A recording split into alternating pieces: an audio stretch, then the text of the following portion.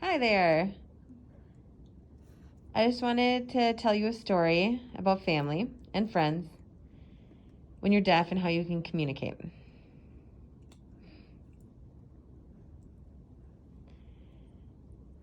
So, if you have a group of hearing people and a group of deaf people, how do you bring them together to communicate? Let's say the hearing people don't know how to sign and they want to know what's the sign for something. The deaf will know the sign, but you might not know the words that are being spelled because then you want to ask to see on Google, like with your phone or like on an app. But the deaf, it's difficult to communicate if the hearing don't understand and the hearing will talk and the deaf don't understand. You want to make sure you're clear and you're slow. Sometimes the deaf people might feel bad, might feel there's an attitude, or they have no idea, like what's going on, what's the attitude. They might feel bad. So, you could learn to sign, since the deaf know to sign, and the deaf can help you learn to sign. And if they ask you don't know it, then here, come on, I'll teach you. But if you don't want to learn, okay, that's fine. That's fine. We'll accept that. Because it might be kind of complicated, especially if you have lots of groups of people, and there's hearing, and there's deaf, and they want to be together like family or friends. You're going to be together. You've got to be able to communicate. Like someone might not understand me, or I might not understand them when they're talking. What can I do? So it's important that you help each other communicate. You don't want the deaf to feel bad, or the hearing, because there are more hearing people or something. It's just very complicated. You don't know how to sign. You don't know how to speak. The deaf might sign too fast, which is difficult. And then a hearing person, if you can go slow, they can get it. Maybe that's okay. Most of the time, people who are born deaf sign really fast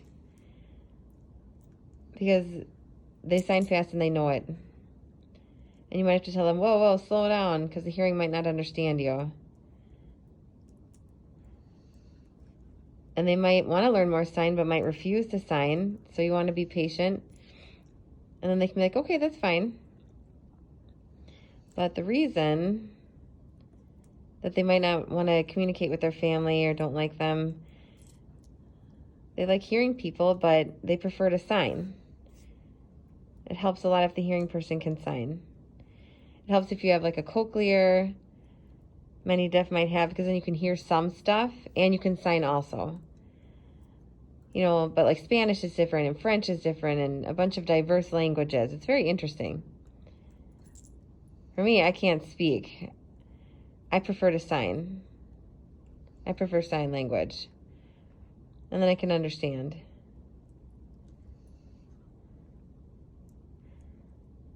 Someone might come over and I can be like, do you see that they're signing? Yeah, go ahead, go up to them. You're welcome to go up to them and sign.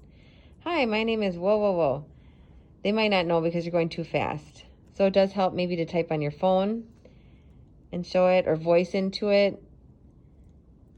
And then, there's an app that would then sign it for them. Most deaf, they'll use an app that'll help them with interpreting. It takes a long time. If you're deaf and it's a long time and you go on and on, that might be too much. They might not understand what you're saying and it would be overwhelming.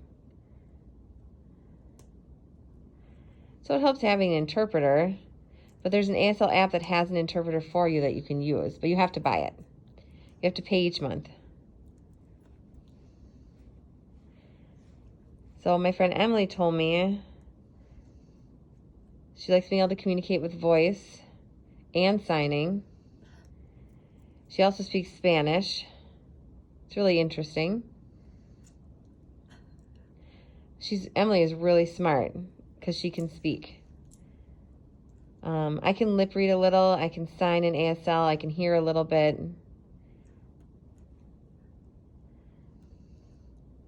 Facial expression helps. Lip reading is clear. But if you talk too fast, I wouldn't understand. So then it's like, please, do you mind if you can interpret for me? And that helps.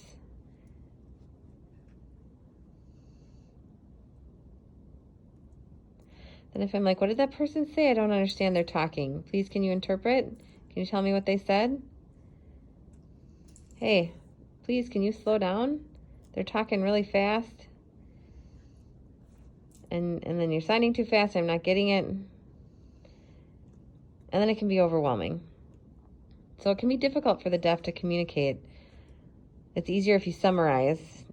Easier for someone like Emily is saying, it's easier to summarize because you don't want to be stressed out, and it will be stressful. So it's better to do it that way. But when you've got your whole family together, you can be like, hey, look, that person is signing. What a surprise. That's cool.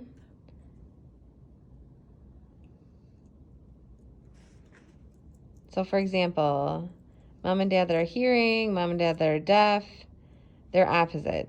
Culture is different too. If you're born deaf, sometimes you might get a cochlear, sometimes you might talk, sometimes you might sign, but speaking too much is hard. So maybe the dad is deaf and the mom is deaf, but then the mom is hearing and the dad is hearing. It's very complicated. But now it can be clear when you come together. You can do signing with your family. Family can still be hearing. A lot of different people in the family. You just need to go slow, because the hearing people might not know your sign so great. The deaf are really good at signing. But it's really important. When you're deaf, your body's different. You can sign because that's your way of communicating. So like spelling people's names too fast. And then your family coming together and they're hearing, they're going to need you to go slower. And then later they'll improve and they can get faster with practice. As long as you come together, you can be successful. So please, with your family and friends, you need to be able to communicate. You don't want to feel alone. Right? It's boring and sad for the deaf if they're by themselves and they feel alone. So it's important to get their attention, ask them to come in and join the fun and play. Don't leave them alone by themselves. Because like the deaf might be like, where are we even going? And what are we doing? And then the person in the family who's deaf might feel bad. Because it's really difficult to communicate. So it helps if someone says, hey, do you want to come join the fun? Come on. But the deaf might have a reason that they don't like it or they don't want to do it. So, an attitude or it's distracting. Like, no, that's okay. Oh, if the family feels like they don't have to sign, then they're not going to want to be there to communicate. You need to be able to sign, and then the deaf person feels bad, and then no one can help them. Thanks for watching my story. Thank you to the deaf community and the hearing community. Bye.